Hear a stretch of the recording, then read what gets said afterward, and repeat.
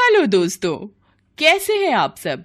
हमारी कहानियां देखने के लिए हमारे चैनल को सब्सक्राइब कीजिए और हाँ, बेल आइकॉन पर क्लिक करना मत भूलिएगा।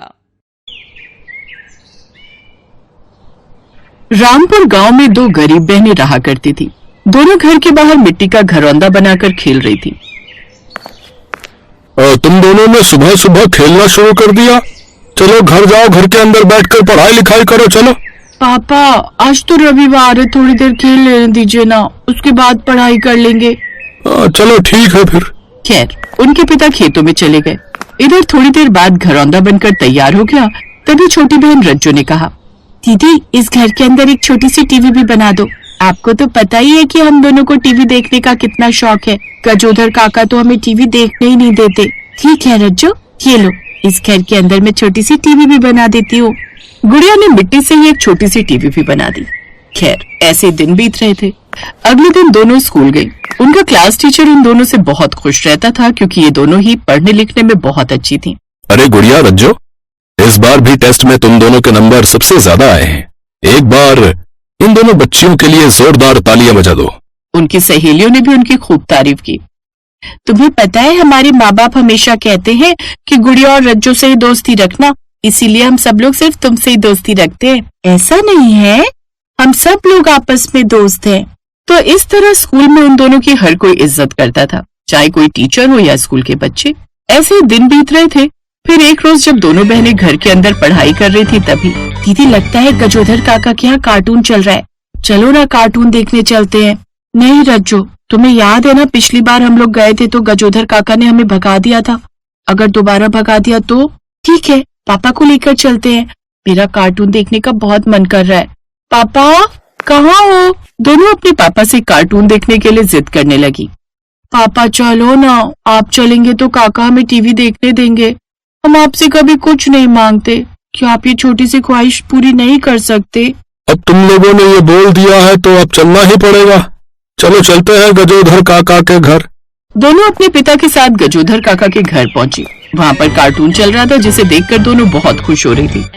तभी गजोधर ने गुस्से में कहा, क्या भाई साहब, आपका जब मन होता है तब अपनी बेटियों को लेकर हमारे यहाँ चले आते हो हैं? अगर इतना ही शौक है तो अपनी दोनों बच्चियों को टीवी लेकर क्यों नहीं दे देते हैं? ये सुनकर दोनों बच्चियों की आंखों से आंसू छलक पड़े। उनके पिता को भी बहुत बुरा लगा। माफ करना गजोधर का, हम तो आपको अपना मानते थे इसलिए चले आते थे। चलो बच्चों, घर चलो। आज के बाद कभी भी टीवी देखने की जिद मत करना। वो अपनी दोनों बेटियों को लेकर वहाँ से चला गया। दोनों बेटियां बेचारी रास्ते भर रोती रही, लेकिन ये सब कुछ वहाँ से गुजर रहे उनके टीचर ने देख लिया। इस गांव में टीवी सिर्फ इस आदमी के घर पर ही है। शायद इसी वजह से इसे अपनी टीवी पर घमंड है। बेचारी छोटी छोटी बच्चियों को डांट कर भगा दिया। ऐसा नहीं करना चाहिए। बेचारी पढ़ने में कितनी अच्छी है। इन्हें अगर छोटी सी खुशी ना मिल पाए तो बेकार है। मैं इन्हें टीवी दिलाऊंगा। अरे मास्टर साहब, आप ये टीवी लेकर क्यों आ गए? अरे वो सब छोड़ो भाई साहब। गुड़िया, रज्जो, तुम लोग मुझसे वादा करो कि इस बार क्लास में 100 में से कम विषय में 90 अंक लेकर आओगी। अगर 90 से एक भी नंबर कम हुआ तो मैं ये टीवी लेकर यहाँ से चला जाऊंगा। टीवी देखकर दोनों बहुत खुश हो रही थी। तभी रज्जो ने कहा, मास्टर जी, अब तो हम दुगनी मेहनत के साथ पढ़ाई करेंगे। हम आपसे वादा करते हैं कि इस बार हम लोग 100 में से 100 नंबर लेकर आएंगे। दोनों बहनों ने टीवी चालू की और कार्टून देखने लगी। धीरे धीरे रात हो गई, लेकिन उन्होंने टीवी देखना बंद ही नहीं किया। तभी उनकी माँ ने खाने के लिए आवाज दी, 4 घंटे से तुम लोग टीवी देख रही हो, भूख नहीं लगी क्या? जल्दी से खाना खा लो, सुबह स्कूल भी तो जाना है। माँ, रज्जो को खाना खिला दो, मैं थोड़ी देर बाद खा लूंगी। बस थोड़ा सा रह गया, देख लूं फिर आती हूँ। मैं क्यों खाऊं? पहले आप खाओ, मैं बाद में खा लूंगी, मुझे कार्टून देखना है। चुपचाप खाना खाओ और सो जाओ। ज्यादा टीवी की लत डालना अच्छी बात नहीं है। उनके पिता ने तेज आवाज में बात की, इसलिए दोनों बहनें डर गईं और खाना खाकर सो गईं। अगली सुबह दोनों क्लास में बैठी पढ़ रही थी, लेकिन उनके दिमाग में सिर्फ टीवी का ही ख्याल चल रहा था। जल्दी से छुट्टी हो ताकि मैं घर जाऊं और कार्टून देखूं। आज तो छुट्टी होने का नाम ही नहीं ले रही, पता नहीं कब छुट्टी होगी। गुड़िया, रज्जो, क्या बातें कर रही हो तुम दोनों? बताओ अभी मैंने क्या पढ़ाया? दोनों का पढ़ाई में मन ही नहीं लग रहा था, इसलिए उन्हें नहीं पता था कि टीचर ने क्या पढ़ाया। सॉरी सर, हमने ध्यान नहीं दिया, एक बार फिर से पढ़ा दीजिए। तुम दोनों इस स्कूल की सबसे होनहार स्टूडेंट हो। तुम दोनों से मुझे ऐसी उम्मीद बिल्कुल नहीं है। अब ध्यान से पढ़ो। टीचर ने फिर से पढ़ाना शुरू कर दिया। छुट्टी के बाद दोनों दिन भर टीवी देखती रही। जब उनके पिता रात को घर आए तब उन्होंने खाना खाया।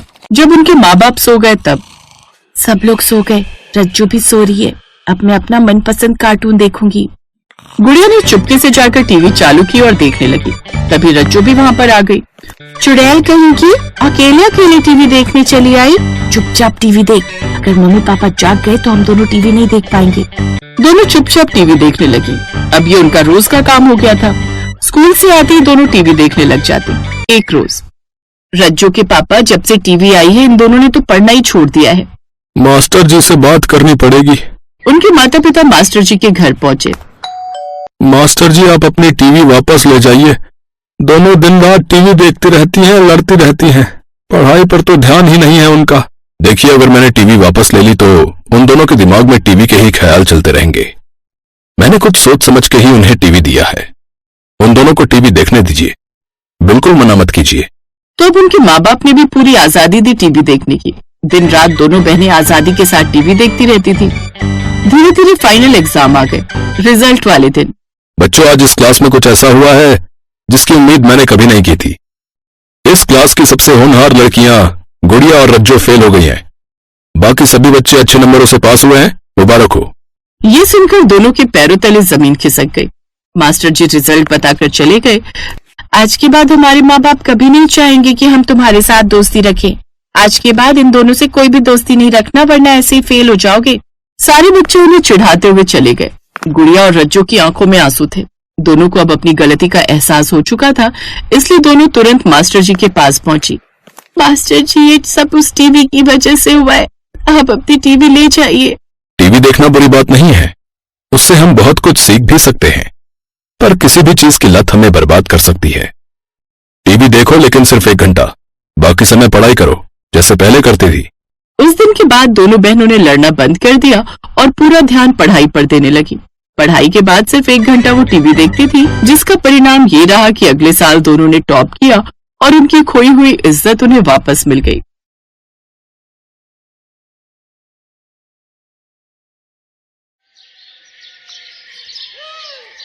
चलो, आज पहली बार मेरी जिंदगी में खुशियां आने वाली हैं। बड़े सुकून से अपना मनपसंद खाना बनाऊंगी।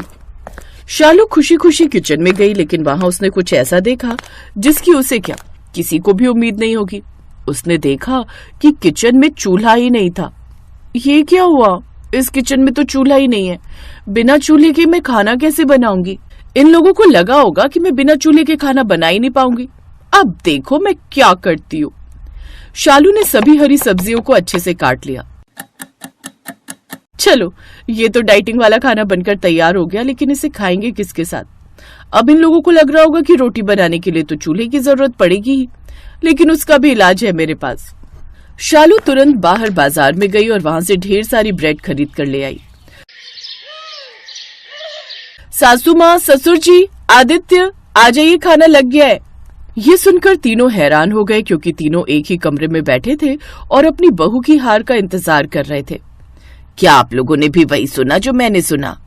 हाँ, मैंने भी वही सुना, लेकिन मुझे एक बात समझ में नहीं आ रही है कि उसने बिना चूल्हे के खाना आखिर बनाया कैसे।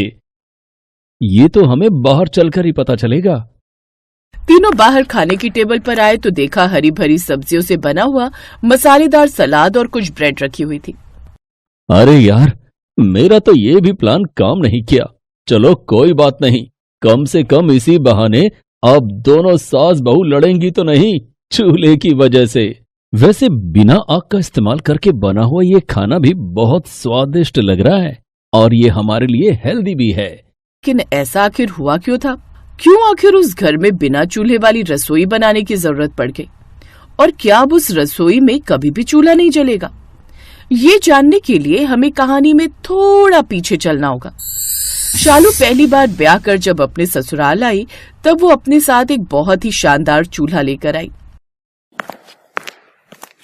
देख बहू, पहली बात तो हम दहेज के सख्त खिलाफ हैं, लेकिन फिर भी तू चूल्हा लेकर आई है तो इसे चुपचाप स्टोर रूम में रख दे, क्योंकि किचन में तो वही चूल्हा इस्तेमाल होगा जो मुझे दहेज में मिला था। ठीक है सासू माँ, इसमें कौन सी बड़ी बात है। जब तक वो चूल्हा चल रहा है तब तक उसे चलाएंगे, जब वो खराब हो जाएगा तब मैं अपना वाला चूल्हा निकाल लूंगी। शालू ने अपना चूल्हा स्टोर रूम में रख दिया और किचन में जाकर अपनी सास के चूल्हे पर खाना बनाने लगी। खैर, शालू खाना बनाकर जब टेबल पर लाई तो वहाँ पर उसके सास, ससुर, आदित्य सब पहले से ही बैठे थे। बहू, तेरी माँ ने तुझे खाना बनाना नहीं सिखाया था क्या? इतना वक्त लगता है खाना बनाने में। सासू माँ, आप मुझे कुछ भी कह लीजिए, लेकिन मेरे मायके वालों को कुछ भी कहने की जरूरत नहीं है। और खाना आपके चूल्हे की वजह से देर से बना है। इतना धीरे धीरे जलता है कि पूछो ही मत। इतने स्लो मोशन में तो राघव भी डांस नहीं करता। तू क्या हे कर रहा है? वो मेरे चूल्हे को बुरा कह रही है और तुझे हंसी आ रही है। अरे तो उसमें बुरा मानने वाली क्या बात है? बहू बिल्कुल सही तो कह रही है। तुम्हारा चूल्हा बहुत पुराना हो चुका है, कई बार तो उसे रिपेयर करवा चुके हैं। अब उसे स्टोर रूम में रख दो। शाम को उसके ससुर ने कहा, अरे बहू, जरा चाय बना दोगी क्या? ससुर जी ऐसे क्यों बोल रहे हैं? आपको तो मुझे आदेश देना चाहिए। मेरा भी चाय पीने का मन है। मैं हम तीनों के लिए चाय बना देती हूँ। सासू माँ को भी बुला लीजिए। शालू किचन में गई, चाय का बर्तन गैस पर रखा और चूल्हा जलाने की कोशिश करने लगी, लेकिन गैस जलने का नाम ही नहीं ले रही थी। तभी अचानक किचन में गैस की महक आने लगी। सासू माँ के चूल्हे से तो गैस लीक हो रही है और चूल्हा जल भी नहीं रहा है। कभी कभी मन करता है इसे उठाकर कबाड़ में फेंक दूं। तभी वहां पर उसकी सास टपक पड़ी। क्या कहा तूने? मेरे चूल्हे को तू कबाड़ में फेंक देगी? खबरदार जो आज के बाद मेरे चूल्हे के बारे में कुछ भी कहा तो। सासू माँ, ये चूल्हा अपना दम तोड़ चुका है, जलने का नाम ही नहीं ले रहा, तो मैं क्या करूं? आप ही देखिए, गैस की महक आ रही है, कहीं से आपका चूल्हा लीक हो रहा है। उन दोनों की आवाज सुनकर वहां पर शालू का ससुर भी पहुंच गया।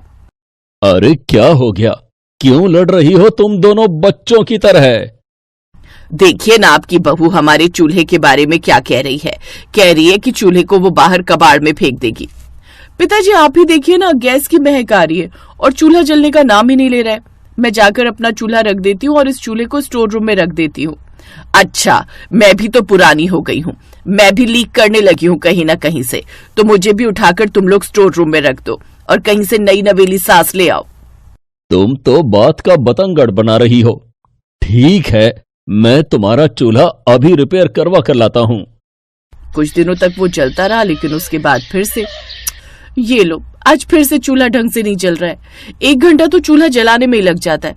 आज मैं खाना बनाऊंगी नहीं। धीरे धीरे रात के 10 बज गए। तभी आदित्य ने शालू को आवाज देकर बुलाया। शालू, रात के 10 बज गए हैं, मुझे सुबह काम पर भी जाना है। अभी तक खाना नहीं बना क्या? अरे कैसे बनाऊं खाना? जब चूल्हा जल ही नहीं रहा तो कैसे बनेगा? 1 घंटा तो चूल्हा जलाने में ही लग जाता है। मैं नया चूल्हा लेकर आई हूँ, वो बेचारा स्टोर रूम में रखा हुआ है, उसकी कोई इज्जत ही नहीं। अभी तक तो सब कुछ ठीक से चल रहा था। जब से तेरी बीवी इस घर में आई है तब से इस घर में हर रोज मेरे चूल्हे को लेकर लड़ाई हो रही है। ऐसा करती हूँ, इस चूल्हे को लेकर मैं ही इस घर से निकल जाती हूँ, फिर सारा मामला ठीक हो जाएगा। माँ, एक चूल्हे को लेकर इतना ज्यादा पॉजिटिव क्यों हो रही हो? हम लोग आपके चूल्हे को कहीं बाहर फेंकने तो नहीं जा रहे। उसे चुपचाप सजाकर स्टोर रूम में रख देते हैं। हर रोज आप उसके दर्शन कर लेना। शालू नया चूल्हा लेकर आई है, उसमें जल्दी खाना भी बन जाएगा। नहीं, रहने दो, मैं अपने चूल्हे को लेकर घर से भाग जाती हूँ, फिर तुम लोग अपने नए चूल्हे के साथ खाना बनाना।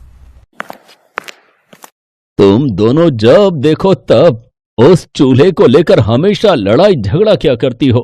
तुम बहू का नया चूल्हा किचन में नहीं रखना चाहती और बहू पुराने चूल्हे के साथ खाना बनाना नहीं चाहती। सासू माँ, ससुर जी, मैं उसी पर किसी तरह से खाना बना लिया करूंगी। देखा, आखिरकार जीत मेरे चूल्हे की हुई। इसीलिए कहती हूँ बहू, अपनी सास से कभी पंगा मत लेना। और शालू उसी में खाना बनाने की कोशिश करने लगी। वो बार बार चूल्हा जलाने की कोशिश कर रही थी, लेकिन चूल्हा जल ही नहीं रहा था। तभी अचानक गैस लीक होने की वजह से आग पकड़ ली। शालू की साड़ी भी जलने लगी। वो जोर जोर से चिल्लाने लगी, आदित्य बचाओ, पिताजी बचाओ, बचाओ। आदित्य ने बाल्टी भर भर कर जल्दी से पानी डाला और थोड़ी देर में आग बुझ गई। 3 दिन के इलाज के बाद शालू ठीक होकर वापस घर आ गई। पड़ गई तुम्हारे कलेजे को ठंडक। ये तो अच्छा हुआ कि वक्त पर आदित्य ने पानी डाल दिया, वरना कुछ भी हो सकता था शालू के साथ। अब क्या उसे भगवान के पास पहुंचा कर ही मानोगी? बहू मुझे माफ कर दो, मुझे अपने चूल्हे पर अहंकार हो गया था। आज जो तेरे साथ हुआ है कल वो मेरे साथ भी हो सकता है। किसी की जिंदगी के साथ खिलवाड़ करने का मेरा कोई हक नहीं। आदित्य बेटा, मेरा चूल्हा स्टोर रूम में रख दे और जो चूल्हा बहू लेकर आई है उसे रसोई घर में रख दे। आदित्य ने नया वाला चूल्हा रसोई घर में रख दिया और सभी खुशी खुशी रहने लगे। हेलो दोस्तों, कैसे हैं आप सब? हमारी कहानियां देखने के लिए हमारे चैनल को सब्सक्राइब कीजिए और हाँ, बेल आइकॉन पर क्लिक करना मत भूलिएगा।